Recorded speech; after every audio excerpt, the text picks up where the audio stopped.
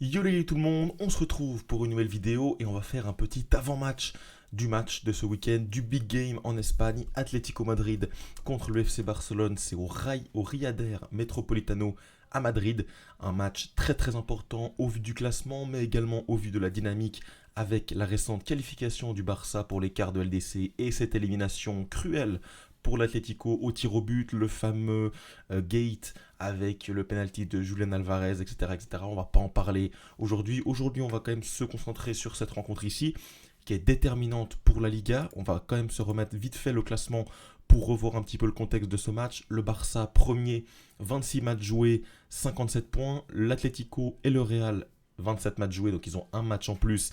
Ils ont respectivement 57 et 56 points, donc tu peux prendre 4 points d'avance sur l'Atlético avec un match en moins face à Osasuna.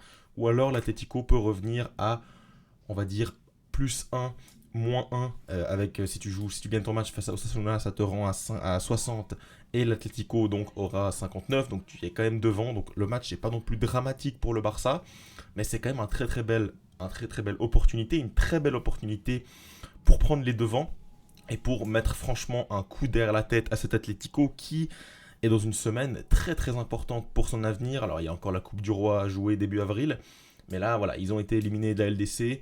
S'ils perdent ce match-là, ils sont quasiment éliminés de la Liga. Donc ça va être très important de se venger des deux dernières rencontres. On va le voir ici. Ça, c'est la rencontre donc du Real, de l'Atlético Real. On va en parler juste après. La dernière rencontre entre le Barça et l'Atlético, c'était en Coupe du Roi. Il y avait eu ce match dingue, 4 partout avec ce but de Sorloth en toute fin de match. Un match fou en Copa del Rey. Il y avait également ce match en Liga où on avait perdu 1-2, également à la toute fin, également avec Sorloth buteur. Là, c'était très compliqué. On était à un moment critique de notre saison. À ce moment-là, je pensais que la Liga s'était terminée, mais non, on a réussi à rebattre les cartes et à être très bon.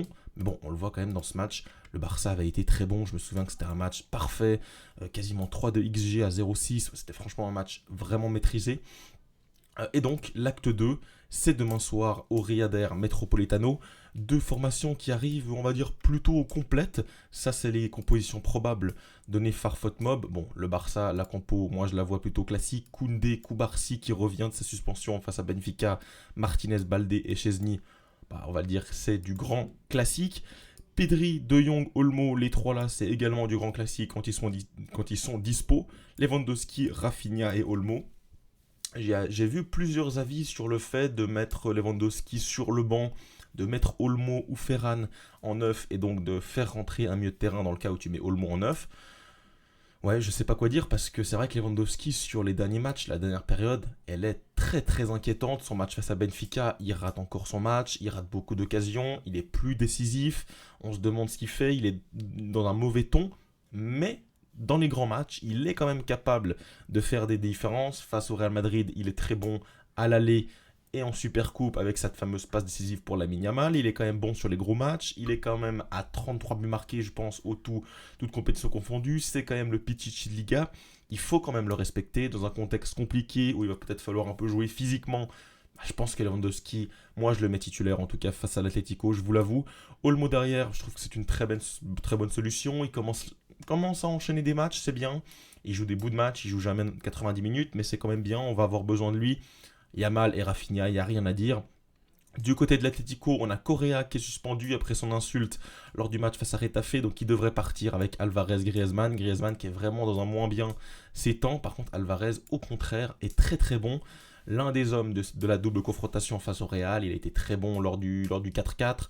Donc franchement, Alvarez, ça va être un gros danger. La défense, plutôt solide. L'anglais Jiménez et même Oblak, on le sait qu'il est très très fort à chaque fois contre nous, surtout chez lui, au Metropolitano. Franchement, c'est une défense qui a du mal à être trouée, tout simplement.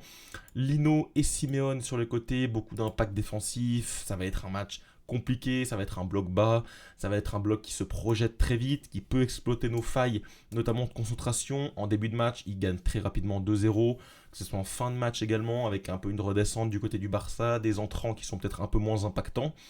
Moi, c'est un match qui m'inquiète à ce niveau-là. Bah après, quand on regarde la forme récente, bah, l'Atlético, ils sont quand même sur 2 défaites en 3 matchs, alors que le Barça, on est invaincu en 2025. C'est pour ça que je ne vois pas perdre. Vous verrez, je pense pas que le Barça va prendre cette défaite au Metropolitano.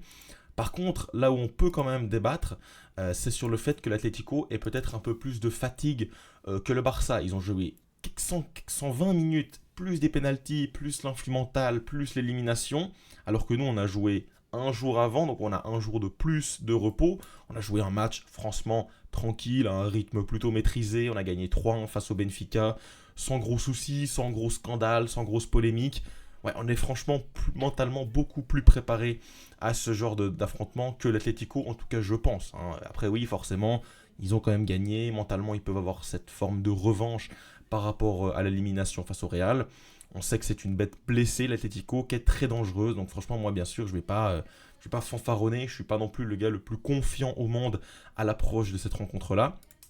Malgré tout, dans les face-à-face, c'est quand même un affrontement, surtout là-bas, donc au Metropolitano, qui nous réussit plutôt bien. On le voit lors des 2 dernières saisons en Liga, et ben, c'est tout simplement 2 victoires sans encaisser de but. La saison passée, 0-3, on s'en souvient très bien avec Xavi, cette tête notamment de Fermin Lopez, but de Lewandowski, etc. Et cette victoire 0-1, c'est l'année du titre où je crois que c'est Dembélé qui vient marquer.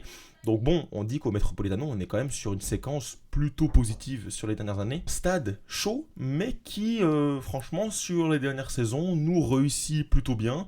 C'est pourquoi également j'appréhende cette rencontre avec...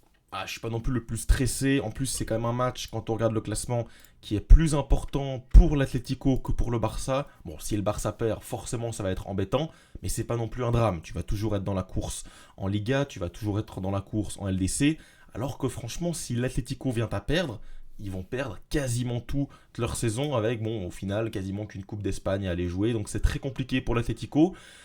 Pour le Barça, on va arriver donc à la section pronostic. Je vois une victoire du Barça, franchement, je vous l'avoue. Je pense que la dynamique, elle est beaucoup plus positive. Lamine Yamal qui va avoir envie de marquer. Un stade peut-être un petit peu encore choqué, un peu sous le choc. Un Atlético un peu, ouais, je sais pas, je les sens pas top, cet Atlético, sur les derniers résultats. Ils ont perdu face à Retafe, ils ont perdu la double confrontation face au Real. Je les vois perdre. Je les vois perdre. En marquant un but, je les vois perdre par une courte défaite, 2-1. Je pense que c'est un match, ça va être un match tendu, ça va être un match où il va y avoir quand même 3 buts.